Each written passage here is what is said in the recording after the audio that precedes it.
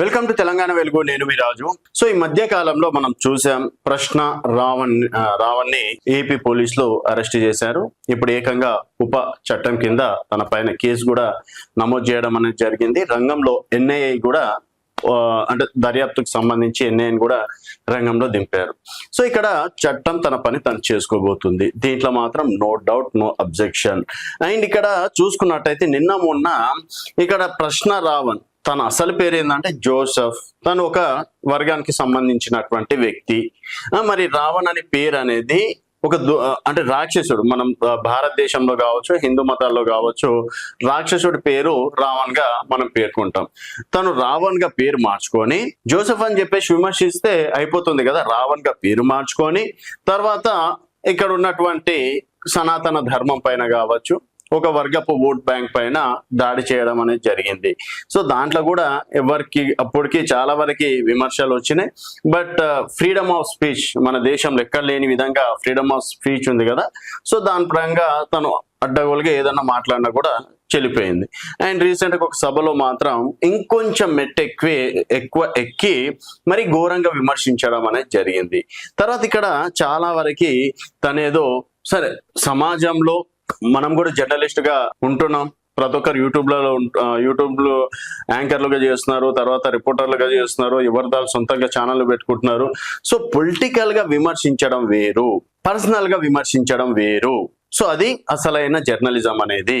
So ఇష్టం వచ్చినట్టు మనకు ఒక ఛానల్ ఉంది కదా అని చెప్పేసి వారి పైన, తర్వాత వాళ్ళ ఇంట్లోల పైన కావచ్చు, తర్వాత ఒక మతాన్ని కించపరిచి ప్రశ్నించే హక్కు ఎవరిచ్చారు? మనం ఏదన్నా విమర్శించుకోవచ్చు, బట్ ఒక వ్యక్తికి తన పర్సనల్ లైఫ్ కి భంగం కలిగినంత వరకు మాత్రమే విమర్శించుకోవచ్చు. అంతేగాని పర్సనల్ గా కూడా మేము విమర్శిస్తామని చెప్పేసి పోనీ ఇప్పుడు ప్రశ్నారావాన్ని ఎవరు సపోర్ట్ చేస్తున్నారంటే ఎవడైతే తుకడే గ్యాంగులు ఉన్నారో వాళ్ళు మాత్రమే సపోర్ట్ చేస్తున్నారు తప్పించి స్వచ్ఛందంగా ఎవరు ప్రశ్నారావునికి సపోర్ట్ చేస్తున్నారు? ఎవరు ఈరోజు రోడ్ల మీదకి వచ్చిండ్రు? నేను అరెస్ట్ కాగానే ఆంధ్రప్రదేశ్ అల్లకల్లోలం అయిపోతుంది అని చెప్పేసి రకరకాలుగా మాటలు మాట్లాడటం అనేది జరిగింది కదా. ఏ ఒక్కరు రావట్లేదు. తన కోసం వస్తుంది ఎవరు? కొంతవరకు మాత్రమే.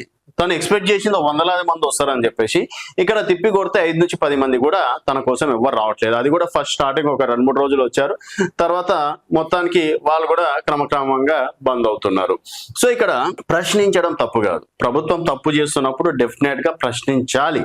ఒకానొక దశలో కూడా ప్రశ్నారావణ్ స్పందించినటువంటి తీరు ప్రభుత్వం పైన, అంటే సూపర్ 6 హామీలు ఇచ్చారు, ఆ హామీలు ఇచ్చారు, ఈ హామీలు ఇచ్చారు, ఈరోజు ఎక్కడ పోతున్నాయి, ప్రభుత్వం ఏం చేస్తుంది, ఎంతవరకు బడ్జెట్ ప్రవేశపెట్టింది, ఎంతవరకు ఖర్చు చేస్తుంది, ఎంతవరకు అప్పులు చేస్తుంది అన్న దానిపైన ప్రశ్నించడం తప్పు కాదు. ఆ విషయంలో ఒక జర్నలిస్ట్ గా బరాబర్ సపోర్ట్ చేస్తాం. అంతేగాని పర్సనల్ గా ఒక వర్గం పైన, సనాతన ధర్మం పైన దాడి చేయడం ఎందుకు?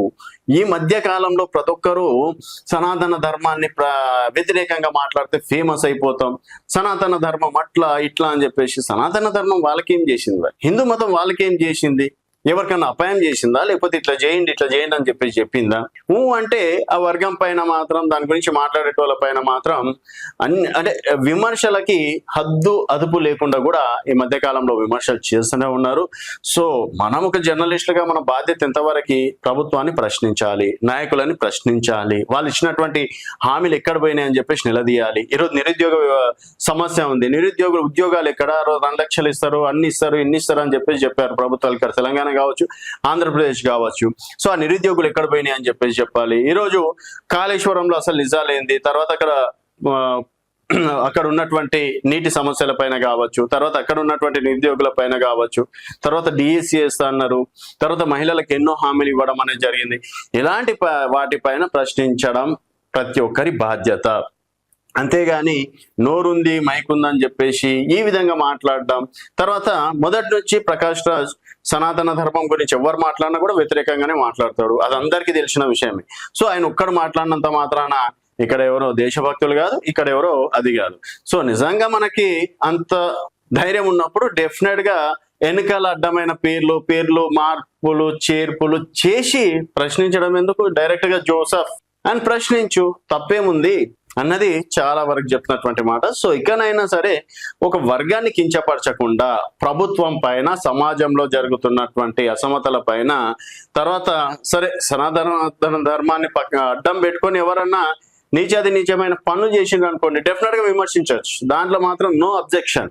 అంతేగాని నోరు ఉంది కదా అని చెప్పేసి ఏదైనా సరే మాట్లాడొచ్చు కదా అని చెప్పేసి చెప్తే ఇలాగే కటకట పాలవ్వడం అనేది జరుగుతుంది. సో ఇకపైన కొంచెం అదుపులో ఉండి దేనైనా విమర్శించే ముందు 1కి 10 సార్లు తెలుసుకొని విమర్శిస్తే మాత్రం బెటర్ అని చెప్పేసి అంటున్నారు. ఇక్కడ ఇంకో చిన్న లాజిక్ ఏంటంటే, పవన్ కళ్యాణ్ ఆనాడు జగన్మోహన్ రెడ్డిని తిట్టాడు కదా, సో ఆ విధంగానే ఈరోజు ప్రశ్నారావణ్ తిడితే తప్పేందంటే, పవన్ కళ్యాణ్ సరే ఈయన కూడా ఒక పొలిటికల్ పార్టీగా, జర్నలిస్ట్ గా కాదు. ఎందుకంటే ఈరోజు జర్నలిజం ని నమ్ముకొని చాలా మంది బ్రతుకుతున్న వాళ్ళు ఉన్నారు. అంతేగాని జర్నలిజం ముసుగులో ఉండేసి నేను కూడా పొలిటిషియన్ లాగా తిడతా, నేను కూడా పొలిటిషియన్ లాగా అది చేస్తా అంటే మాత్రం ఎవరు కూడా సహించారు. డెఫినెట్ గా నువ్వు ఒక పొలిటికల్ పార్టీ పెట్టుకో, పవన్ కళ్యాణ్ విమర్శించు, జగన్ ని విమర్శించు, చంద్రబాబు నాయుడు విమర్శించు, ఇంకెవరినైనా విమర్శించు, దాంట్లో మాత్రం నో అబ్జెక్షన్. బట్ జర్నలిజం ముసుగులో ఈ విధంగా వ్యక్తిగతంగా విమర్శిస్తే మాత్రం డెఫినెట్ గా అధికారంలో ఎవరున్నా కూడా ఇలాంటి పనులు చేయక తప్పదు. మరి ఈ వీడియో పైన మీ అభిప్రాయాలు కింద కామెంట్ రూపంలో తెలియజేయండి. చూస్తూనే ఉండండి తెలంగాణ వెలుగు.